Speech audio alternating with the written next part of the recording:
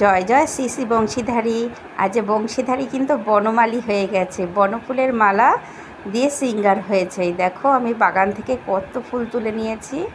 তা এখন কিন্তু সাজবর্তি ফুল হয়, শীতের সময় অনেক ফুল হতো, তাই এখনের ফুলটা আবার অন্যরকম, সাদা ফুলের পরিমাণটা বেশি। আবার নতুন করে কাঞ্চন ফুলটাও দেখছি ফোটা আরম্ভ হয়ে গেছে। তা এই রকম বনফুলের মালা গেঁথে প্রভুকে পরাতে কিন্তু খুব ভালো লাগে। আজ কিন্তু প্রভু এমনি কোনো রত্নমালা পরেনি, আজকে কিন্তু ফুল দিয়ে সিঙ্গার করেছে।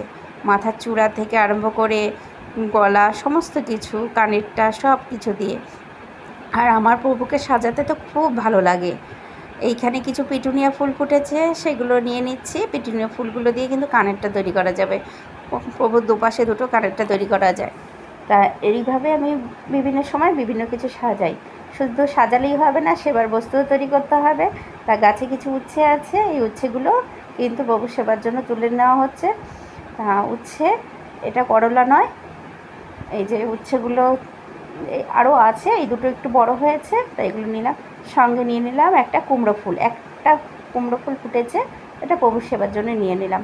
আর সঙ্গে কিছু আছে নয়নতারা ফুল, এগুলো তুলে নিলাম। টমেটো আছে, এটা এগুলো সব তুলে নেব। প্রভুকে নিজের হাতে এরকম কিছু তৈরি করার আনন্দটাই আলাদা। সেবা দেওয়া এটাও এক প্রকারের সেবা। প্রভুকে যে যার মতো নিজের করে ভালোবাসতে হয়। প্রভু কখনো মন্ত্রে তন্ত্রে বাধা থাকে না। প্রভুর জন্য এই যে দেখো এত কিছু হারভেস্টিং করলাম।